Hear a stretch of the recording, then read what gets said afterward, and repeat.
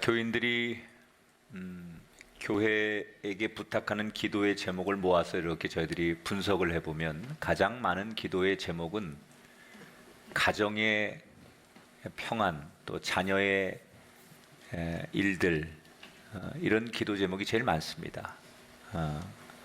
큰 문제가 없어도 보편적으로 가장 많이 부탁하는 기도 제목은 저희 가정이 믿음으로 든든히 서가고 자녀들이 좋은 믿음의 자녀들이 되도록 기도해 주십시오. 이런 기도 요청을 많이 받습니다. 저뿐 아니라 모든 분들의 기도의 제목이죠. 어떻게 하면 우리 가정이 믿음의 가정을 이루어서 하나님의 은총을 누리는 가정이 될까?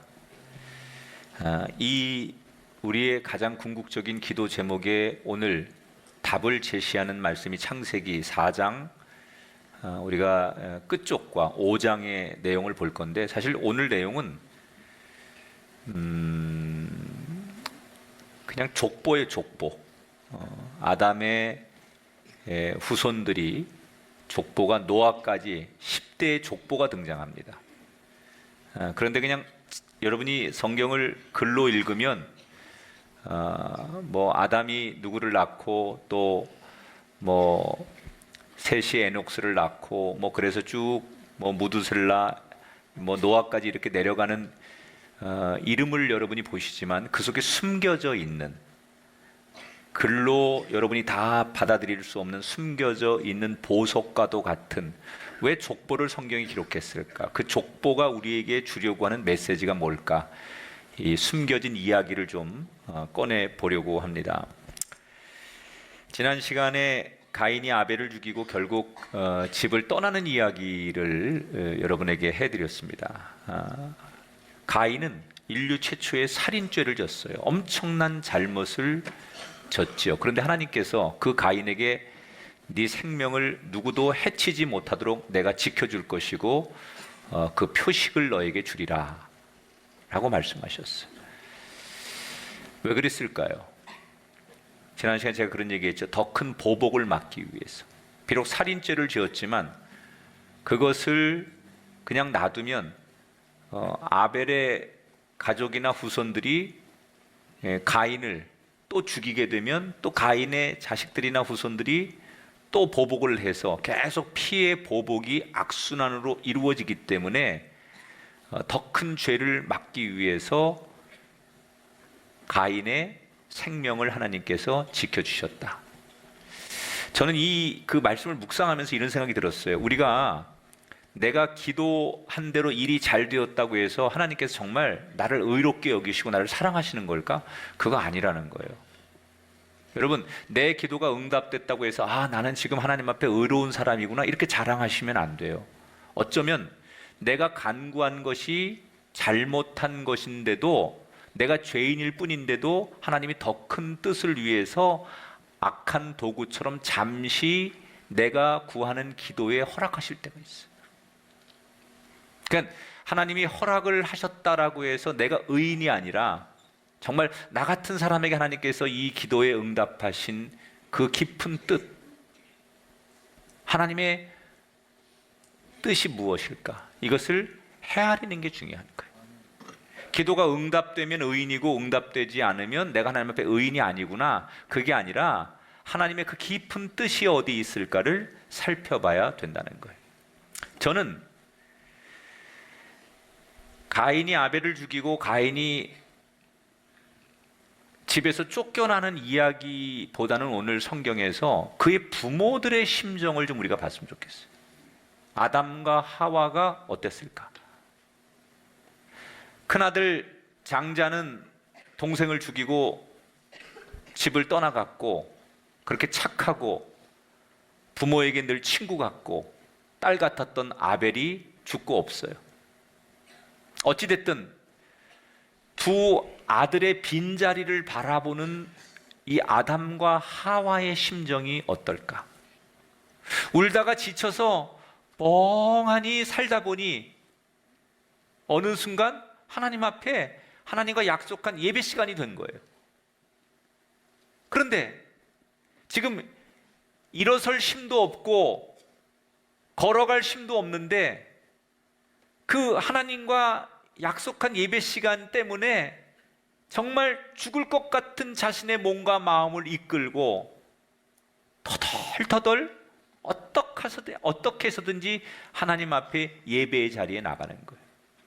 자, 그러면 예배의 자리에 그렇게 힘들게 그 모습을 하고 나갔는데 그 예배가 기쁨과 감격과 신령과 진정한 예배로 그들이 하나님 앞에 예배를 드렸을까? 전혀 그렇지 않았을 거예요.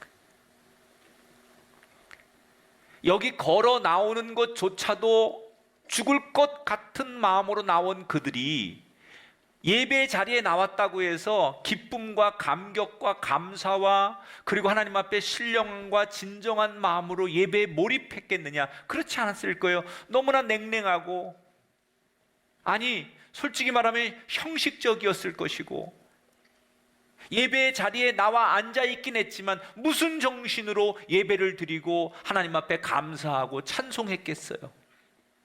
전 그럴 수 없었을 거라고 봐요. 그러나 그들이 그 예배에 나온 건 어떻게 하나님 앞에 예배에 나와서 감사와 감격과 신령한 마음 없이 예배를 드릴 수 있느냐? 누가 그들을 비난할 수 있겠어요?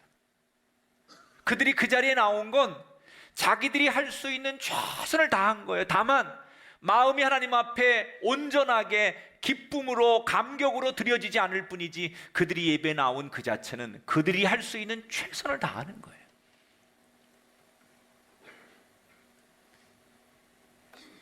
평범한 사람들이 볼 때는 예배 같지 않은 예배를 드리는 그들,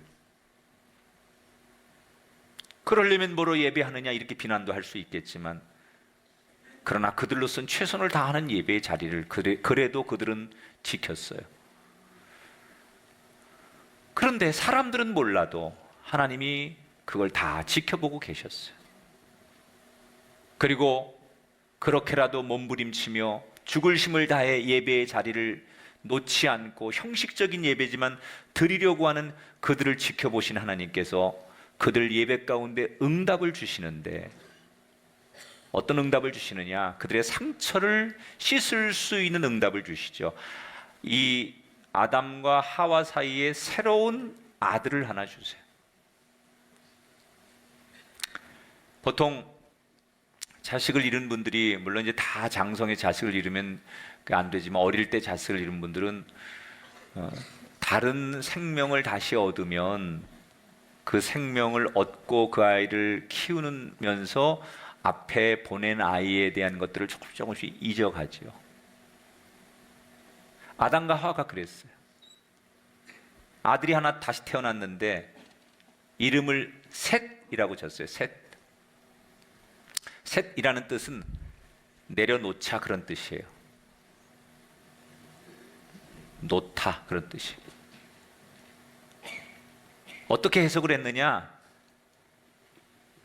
하늘나라 가 있는 억울하게 죽은 아벨 대신 하나님이 주신 생명이다, 이렇게 생각했어요.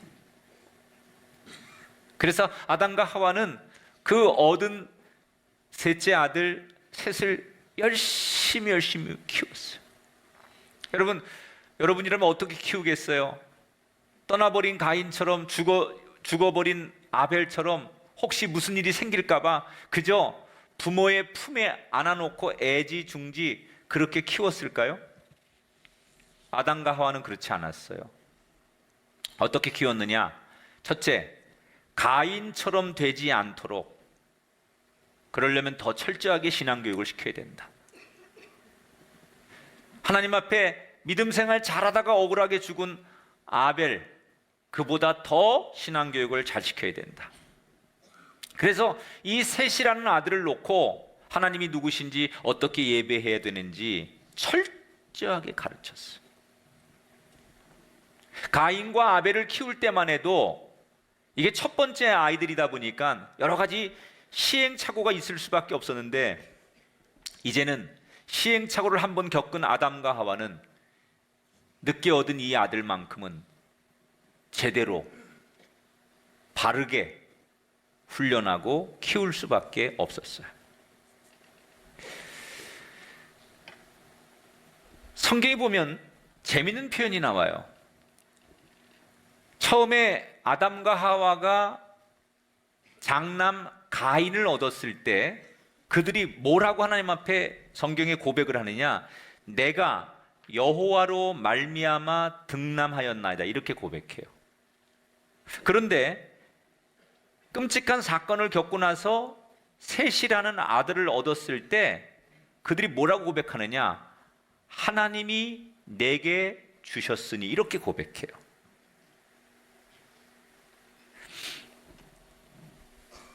주어가 바뀌었어요. 첫째 아들 가인을 얻었을 때만 해도 내가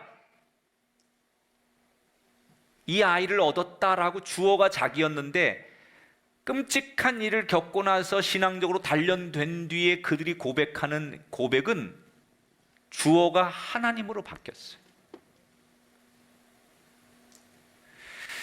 여러분에게 묻겠습니다. 지금 여러분의 인생의 주어는 누구입니까?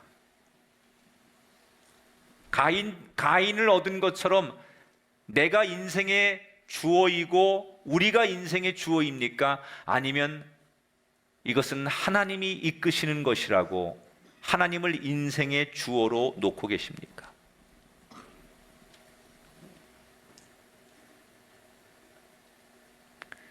완전히 달라진 거예요.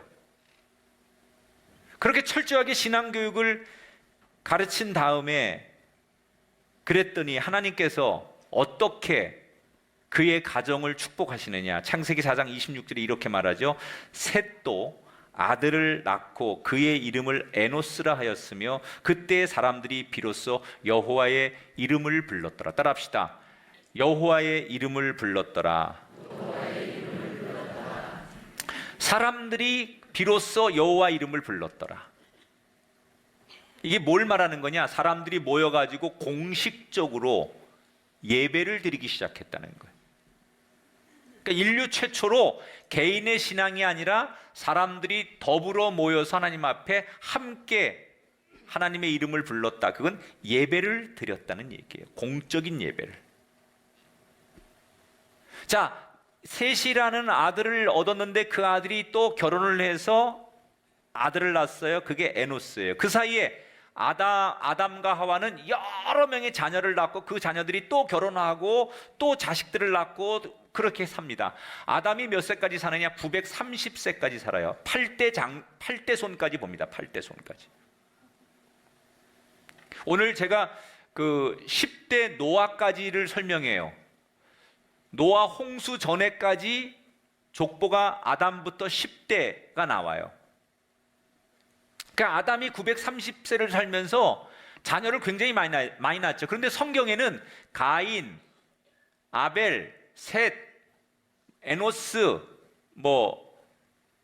무두셀라, 에녹, 노아 이런 중요한 인물들만 나와요. 성경은 구속사적인 관점에서 하나님의 그 구원 사역을 이루는 데 쓰임 받는 사람 중심으로 성경은 기록하니까 중요한 사람만 기록하는 거죠. 그 시대에 태어난 이런 사람 이름들을 일거수일투족을 다 적을 수가 없어요. 그래서 우리가 그런 것들을 상상하고 그런 것들을 배경으로 성경을 봐야 돼요. 그러니까 인구가 이때는 하나님이 생육하고 번성하라고 말씀하셨잖아요. 그래서 많은 자식들을 낳는 거예요. 셋이 에녹스를 낳고 그 사이에 셋의 누나도 있었을 거고 여동생도 있었을 거고 다른 형제들이 또 태어나서 그들이 또 결혼해서 자식을 낳고 또 그 자손들이 또 자식을 낳고 그래서 급속도로 인구가 증가하는 때. 근데 언제부터 그 인구들이 모여가지고 하나님 앞에 예배를 드리기 시작했느냐? 셋이 자기 자식 에노스를 낳아가지고 그때부터 가까운 집안들끼리 모여가지고 공식적으로 여호와 야훼의 이름을 부르며 예배했다는 거예요.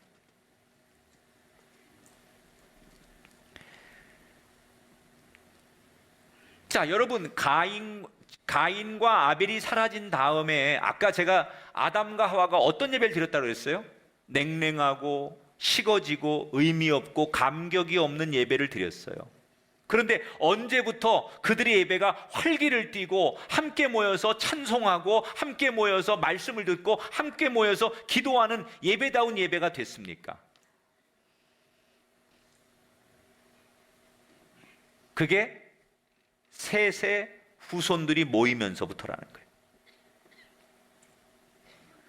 원래 아담과 하와는 장남도 떠나고 둘째 아들도 허망하게 죽고 나서 희망이 없었어요. 미래가 없었어요. 그런데 그렇게 미래와 희망이 없는 그 가정을 어떻게 일으켰느냐, 어떻게 믿음의 가정이 되게 했느냐, 그 핵심 포인트가 예배였다는 거예요. 너무너무 절망스럽고 너무너무 원망스럽고 너무너무 낙심되는 순간에 그들은 온 힘을 다해, 비록 남들이 볼 때는 형식적인 것 같지만 그 예배를 놓지 않았기 때문에 그들의 가정이 일어설 수 있었다는 거예요. 여러분, 우리가 어떻게 우리 평생 날마다 감격스럽고 날마다 행복하고 날마다 우리가 정말 최고의 영적인 컨디션으로 예배를 드릴 수 있겠습니까? 그게 사실 예배를 드리는 준비된 예배로서 가장 좋은 거지만, 때때로 하나님은 우리의 형편과 삶이 최고로 예배 드릴 수 없는 형편일 때 우리가 그런 예배를 드리느냐 안 드리냐, 그게 중요하지 않아요. 내 남은 마지막 힘을 다해서 냉랭하고 차갑고 형식적인 예배일지라도 예배의 자리에 나와 앉아 있는 그 모습을 하나님은 기뻐하시는 거예요.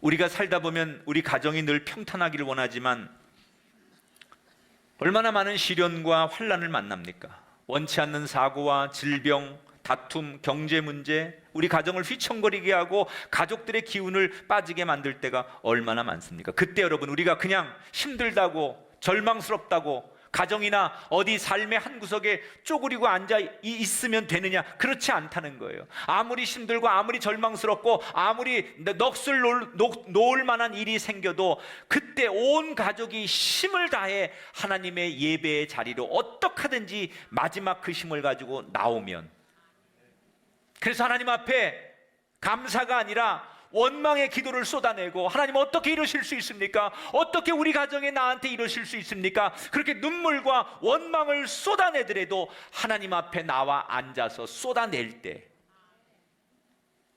하나님은 우리를 일으키시고 우리를 도와주신다는 거예요.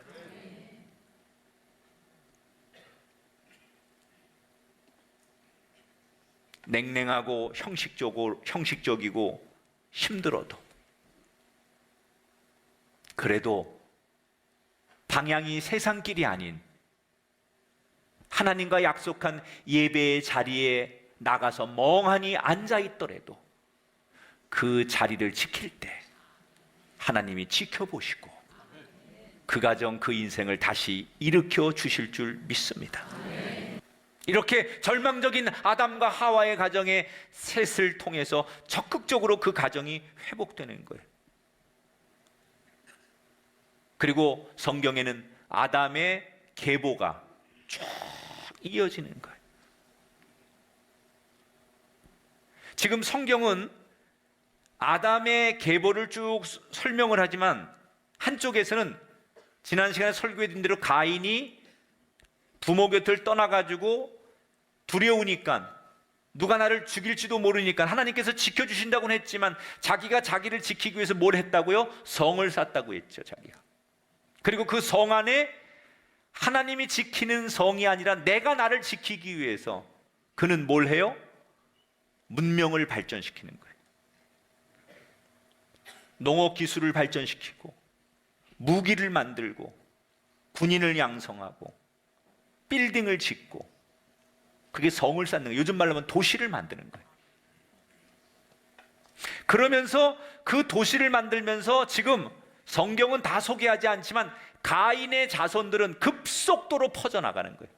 가인의 자식들도 또 자식을 낳고 자식을 낳으면서 그 자식들끼리는 문명을 만들고 도시를 만들고 첨단의 세계를 만드는 거예요. 그런데 비해서 지금 아담과 셋의 후손들은 그렇게 가인의 후손들처럼 잘 살고 문명과 도시와 문화를 만들지는 못해요. 그저 평범하게 살아가는 거예요. 그런데 성경은 그 당시에 성공하고 잘 살고 모든 것을, 세상 것을 다 쥐고 있고 문명적으로 앞서가 있는 가인의 후손들을 조명하지 않고 평범한 아담의 후손들을, 아벨의 후손들을 성경은 조명하고 있어요. 왜 하나님은 똑똑하고 힘있고 문명을 만들고 세상에서 잘 나가는 가인의 후손들을 조명하지 않고 평범하고 그저 아무 업적도 없는 아벨의 자손들을 성경의 중요한 줄기로 조명하고 있을까? 아담부터 노아에 이르기까지 이 10대 자손들이 다른 업적은 없어요. 성경에 보면 어떤 업적도 없어요. 무슨 영토를 넓혔다든지 인류를 위해 무슨 뭘 만들었다든지 그런 자랑할 만한 게 하나도 없어요. 딱 하나가 있다면 뭘 하느냐? 아담부터 노아 이르기까지 그들이 제일 잘한 건 늘 하나님을 찬양하고 하나님과 동행하고 하나님을 예배했다는 거예요. 이건 뭘 말하는 거냐? 사람의 관점과 하나님의 관점이 다르다는 거예요. 사람의 관점은 세상에서 명예와 성공과 부와 물질 이런 걸 얻은 것을 우리는 성공했다고 하고 그런 사람들을 부러워하고 그런 사람들이 갑이고 그런 사람들이 세상의 리더라고 우린 말합니다. 그게 사람의 관점입니다. 그런데 하나님의 관점은 네가 세상에서 아무리 부와 명예와 성공을 거뒀을지라도 나와 동행하지 않으면, 나를 예배하지 않으면 나는 너를 성공한 인생으로 보지 않는다는 거예요. 역사 속에서 세상은, 사람들은 강대국, 힘 있는 사람, 그 시대를 앞서가는 사람이 중요한 사람 같지만 하나님의 관점에서는 평범하게 살고 힘없이 살고 가난하게 살지라도 하나님과 동행하고 예배하며 사는 사람, 하나님의 관점은 거기에 있다는 거예요. 아담의 자손들의 장점은 그거예요. 다른 거 없어요. 이미 가인의 자손들은 당시에 철기 문화를 만듭니다. 철기 문화. 그래서 군사가 양성되고 정말 최첨단의 도시를 만드는 거예요, 이미. 그래서 그게 너무너무 죄로 가득하니까 하나님께서 아담의 자손들 가운데 노아의 가문만 살리고 모두를 물로 심판해서 다시 재창조하는 거예요, 세상을. 자, 이렇게 아담의 자손들이 쭉 이어오는 거예요. 그러다가 오늘 성경에 아담의 자손 가운데 6대 장자로 에녹이라는 사람이 태어나요. 근데 이 사람은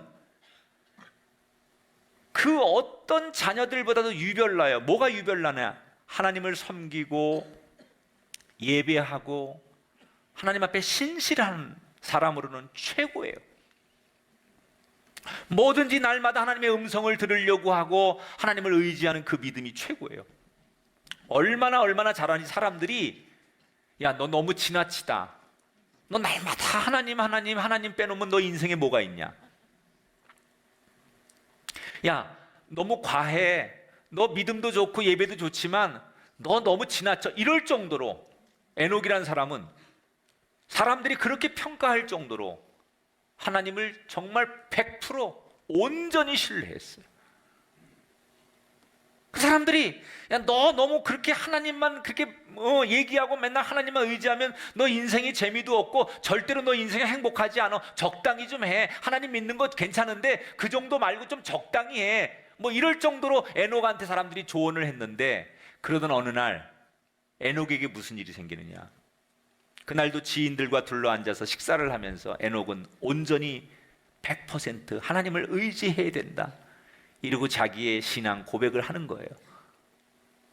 그런데 그 자리에 여러 사람들과 함께 이야기를 나누고 있는데 갑자기 하늘에서 빛이 확 임하더니 에녹을 비추면서 그 빛과 함께 에녹이 쑥 올라가더니 순식간에 에녹의 모습이 사라져 버렸어요.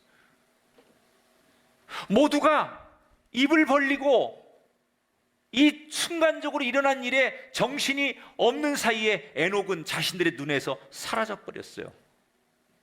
그 에녹은 도대체 어디로 간 걸까? 5장 24절에 이렇게 증거해요. 에녹이 하나님과 동행하더니 하나님이 그를 데려가심으로 세상에 있지 아니하였더라. 에녹을 하나님께서 죽음을 경험하지 않고 곧바로 하나님 앞에 데려간 인류 최초의 사람으로 만드셨어요. 그리고 이렇게 죽음을 경험하지 않고 하나님 앞에 올라간 사람이 구약에 한 사람 더 나와요. 그가 엘리야예요. 그럼 왜 성경은 다른 사람들은 다 태어나서 죽음을 경험하게 하는데 이 에녹과 엘리야를 하나님께서 죽음을 경험하지 않고 사람들 보는 앞에서 그를 그냥 하늘로 데리고 올라가신 걸까? 이것은 우리에게 먼 훗날 이 땅에 하나님의 심판이 임했을 때 우리에게 있을 부활을 미리 예고편으로 보여주시는 거예요.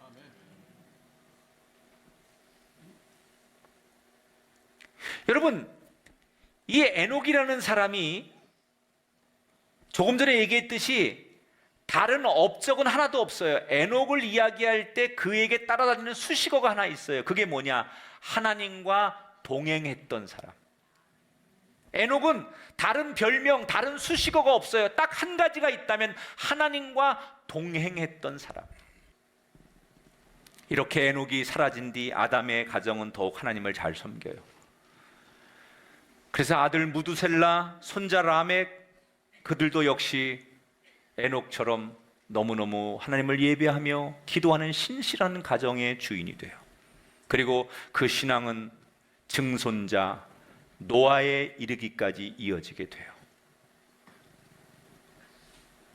그래서 아담부터 10대 손 노아까지 그 가정은 믿음의 가정이 돼요. 비록 아담이 인류 최초로 하나님을 거역한 죄인이 되어서 에덴 동산에서 쫓겨났지만 그가 쫓겨난 뒤에는 어떻게 하든지 다시는 같은 죄를 범치 않기 위해서 하나님 앞에 자기 자손들만큼은 버림받지 않게 하기 위해서 믿음의 가정을 이루려고 몸부림쳤고 그 결과 노아에 이르기까지 아담의 가정은 신실한 믿음의 가정을 이루어요. 그런데 그게 그렇게 쉬웠을까? 쉽지 않았어요. 왜? 조금 전에 말씀드린 대로 이미 당시에 가인의 문명, 가인의 문화가 세상을 지배하고 있었어요. 그게 대세였어요.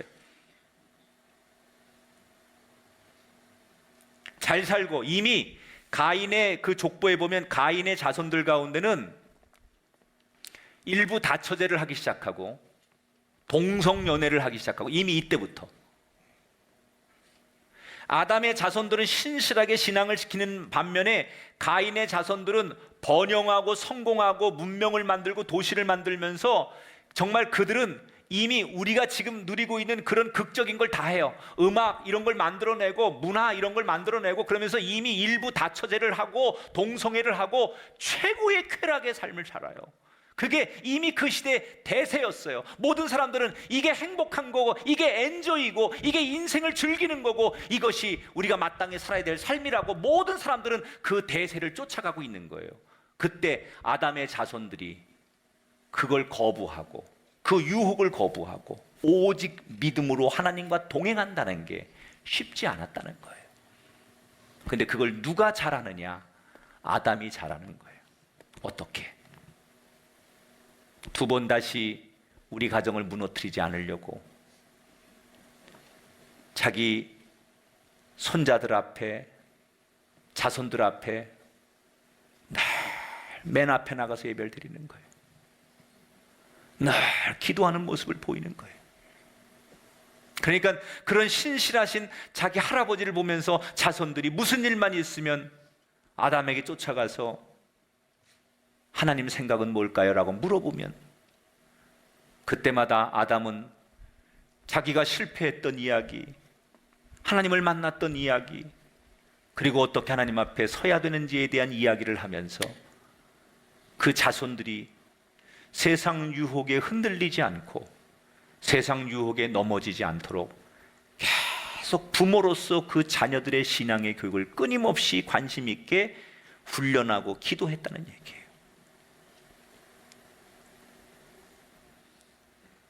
내 가정이, 여러분의 가정이 믿음의 가정이 되기를 그렇게 많은 분들이 기도하고 그 기도 제목을 내놓고 계신데 그 지름길이 뭔지 아십니까? 그 기도 제목을 내놓는 우리 부모님들이 아담처럼 내가 먼저 잘해야 돼요. 부모는 TV 보면서 아이들에겐 책 읽으라고 하면 아이들이 책이 읽습니까? 부모가 엉뚱하게 살면서 아이들에게 믿음 지키라고 하면 아이들이 따르겠습니까? 내가 먼저 예배하고 내가 먼저 하나님과 동행하는 모습을 보여줄 때 내 자녀들이 그렇게 따라오는 거예요. 믿음의 가문을 이루는 건 다른 거 없어요. 내가 본이 돼야 돼요. 내가 잘해야 돼요. 여러분, 무슨 일이 있어도 여러분 죽는 날까지 자식들 앞에서 여러분 가정에서 예배 먼저 드리세요. 기쁜 일이든 슬픈 일이든 먼저 기도하고 시간 정해놓고 말씀을 보시고 무엇보다 하나님 마음을 먼저 사랑하고 잘하려고 하면 여러분 자식들이 그냥 물드는 거예요. 배우는 거예요. 우리나라 평균 수명이 아직도 70이에요.